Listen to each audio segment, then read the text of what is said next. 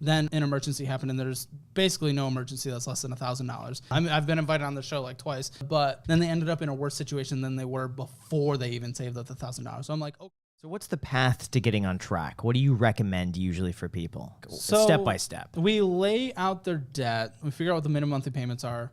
We add them up. Then we get what their budget is with their rent. Some of the stuff they can't control because they're already in it. Sure, we can maybe downgrade eventually. But okay, that is what it is. Your debt is this. I put them on a grocery budget that's can be healthily done, but is also limiting. It just essentially involves weekly meal prepping instead of like cooking fresh, pre-prepared meals every day. It's going to be more meal prepping and then warming up. And then basically no fun except for a few unique situations. No paid for fun. Go have fun.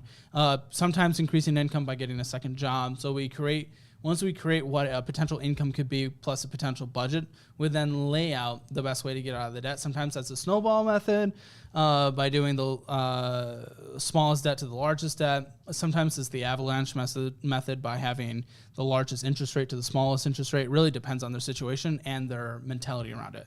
If you can tell they're going to have a hard time making through it, snowball makes sense from the emotional standpoint because they start seeing they're making progress. You pay off that small debt relatively easily, but all of a sudden you have a win. So you start paying off more.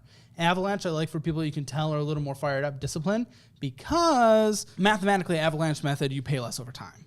So we figure out the best method to do that. But first, we usually get them to save up a 1 month emergency fund. Whatever their budget was, we get 1 month. Sometimes if they have kids, multiple kids, 2 months, because if anything happens, we've also had people on the show who have followed the babysit. I love Dave Ramsey. We're going to collaborate with them. I've been invited on the show like twice. Yeah. I just travel anxiety. But the $1,000 thing, and I get his logic. He's defended it a lot, especially recently, even though it hasn't been updated, and he's explained why. We've had people on the show, especially early in the show, who did the $1,000 to get out of debt. They started making progress on the debt. Then an emergency happened, and there's basically no emergency that's less than $1,000. Then they ended up in a worse situation than they were before they even saved up the $1,000. So I'm like, okay, let's make sure if anything happens, you can survive for a month while you scour for income sources. Or if you have a kid, just to make up for extra risk because you're taking care of little ones, okay, let's have 2 months emergency fund. Then we just beat that debt down.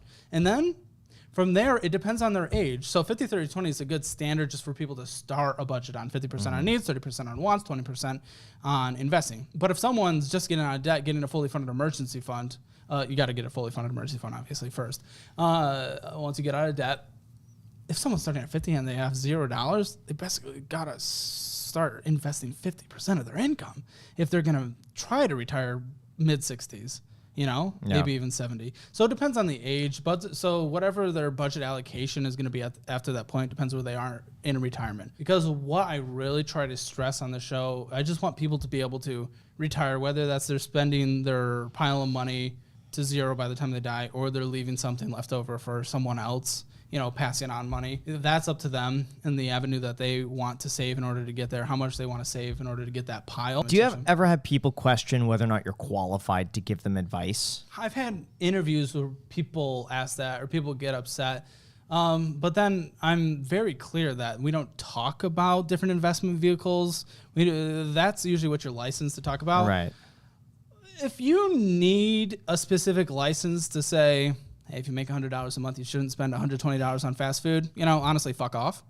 That's pretty basic stuff. And I think that's very important for people to hear about. And okay, even if people are upset that, sure, there's no CPA and I'm telling someone they shouldn't spend more money than they make, I don't care that little hate that a couple people might give, because we get thousands and thousands and thousands of people reaching out saying, yo, in the comment section, email, social media, whatever, yo, I've paid off my debt because of this channel. Yeah. And that is everything. Dude, I don't even care right now. I know right now I could back out of all my stocks, my personal residence, and get everything into the cash flowing type properties that I have up in Michigan, and I could generate $10,000-ish a month. I could do that and do this show for free, because the biggest reward is the progress that people make.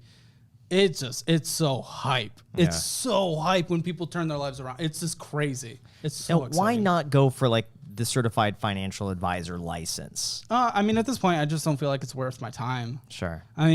Cool. It would be cool to talk people through investing and stuff like that. And I have my own opinions on investing. I do my own investing. Yeah. But I don't feel like it's worth my time. And also, I think where the average American is, it's more beneficial to help the people that are in the dire straits than sit down with someone and be like, okay, sure, you have 43% of your investment portfolio in the S&P 500, but maybe let's do 45% instead or something like that. I think it's going to be more beneficial to help someone learn how to budget and stop fucking around. I agree. I think that's like the foundation of being good with finances is like budgeting. And what I tell all of my friends that come to me, because they know like I am somewhat in like the YouTube finance industry, or I'm somewhat related. They would say, "Oh, Jack, how do I get good with money? Like, what do you recommend I invest in?" And I always just say like, you just have to be aware, conscious, and intentional of money in general. If you want to learn how to be good with money, you have to just be conscious of money. What is money? What does money do for you? What do you do for money? Where is your money going? Be aware of your relationship with money, and that is like the strongest foundation that you can have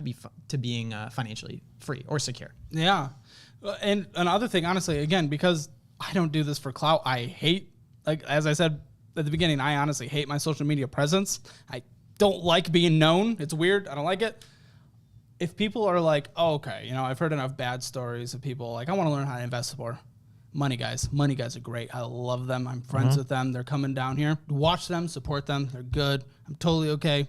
Take a few weeks off my videos, learn some stuff from them. Totally good. I'm not doing this for clout. I'm doing it to help people. So that's totally chill. So I don't think I need to talk about investing because people like them exist and they are so good at what they do and they're very educational. What's the back end of your business in terms of how many people you have working with you? 2 full-time employees, 1 person that helps with thumbnails that costs $1,000 a month, $2,000 a month. Sure. Then I pay someone very part-time $1,000 a month to do some spreadsheet work.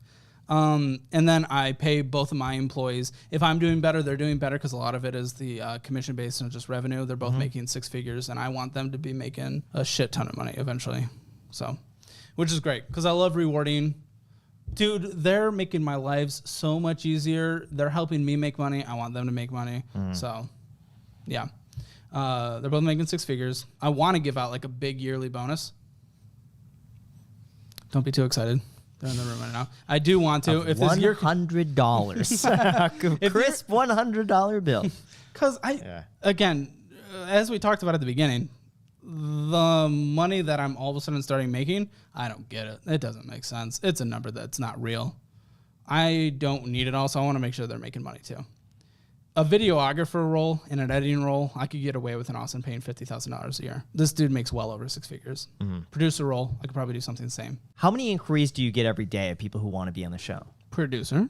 I'd say we get probably about 30 or 40 a day. 30 or 40 a day. And what do you look for in those 30 or 40 that make you want to pick them to be on camera? She compiles them into a spreadsheet, and we make sure that they're diverse enough situations and situations that we can help the most. Because again, a lot of them, they're not like, it'd be fun to be on camera. Some people want to do it for clout, but some people are like, dude, I'm literally going to be homeless next month. Please help me. Give me anything. And they want to get sat down. They want some tough love, and they want a budget made out and a plan. So usually the people we can help the most is who we go for. And are you worried about it eventually becoming too repetitive? Sure. But again, we talked about the dream 15 million. Dream 15 million doesn't need to happen. As long as it's actually helping people and I'm able to pay the bills and I don't ever have to let someone go, like I'm totally okay as long as it's helping people because that's the main goal in the end. There is the extra stressor of having the payroll now, again, paying for the rent, paying for the food, doing all that stuff. And I love that. And I love the team relationship that we have here. But if it gets repetitive, there's other shows I want to do for fun. But as long as I'm helping people on this show, that's the ultimate reward, which sounds so corny, and so many people aren't going to believe that. who the fuck says that? But I actually believe it. One thing that I've noticed just being friends with you, because, we haven't really established this quite yet, but you and I, we talk. I feel like pretty regularly. Like, I'll give you a call, you'll give me a call, we check in with each other, you'll send me a photo of you, like, hey, man, do you prefer the beard or do you prefer without the beard? Which I prefer with the beard. Yeah. You are extremely genuine and sincere. The thing that I've noticed is you're very blunt. You're very honest. Your personality on camera is exactly how you are off camera. And I meet so many people on a regular basis that appear on camera and they're entertainers that are not entirely how they are in real life. But you, I can say with full confidence, you're extremely genuine, extremely sincere, and I really appreciate that about you. I And really you're also appreciate pretty that. shameless. Like Yeah. honestly, like like talking about dating, talking about this, talking about that, like you know what I mean? Like What's the point? Life is too short. Why not just be open? no, and, I agree with Yeah. you. It's just I respect the that ability to I don't know, I would say kind of be careless towards other judgments. You know what I mean? Yeah. Yeah, I try. Again, it's when people assume I'm like something different or having negative intentions around the show. That gets to me. I think they're Yeah. kind of evil people, but And the thing is, when you say that you genuinely care about the financial well-being of the Absolutely. people that come on the show, I without a doubt believe it 100% wholeheartedly, because I know for a fact, just based off of the way that you treat money, the way you talk about the income that you have, how I know your income has increased over time and how that's affected you, which is not at all really, that it really is about the guests that come on your show, and you really just like want to help them. and we could so easily record an episode and say, okay, goodbye. We really try to be, as much as they want, it's up to them, be a part of their lives. What do you think your financial weaknesses are? Fast food.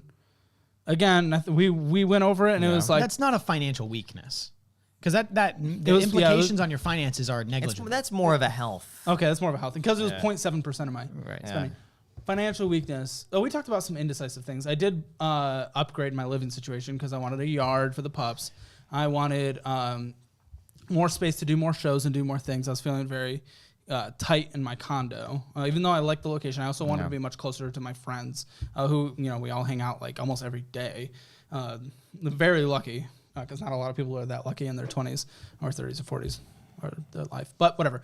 So that maybe the impulsive decision to upgrade quite a upgrade the bit house. on And the for house. Austin, for what the house is in Austin, it's actually quite affordable, but the interest rates are rough. Yeah. The thing is, I mean, you still could have bought a house way bigger, way nicer, way more expensive, et Yes. cetera, than this. So technically speaking, you still kind of bought underneath what I would say the financially irresponsible or even the average person would have done in your financial situation. Yeah.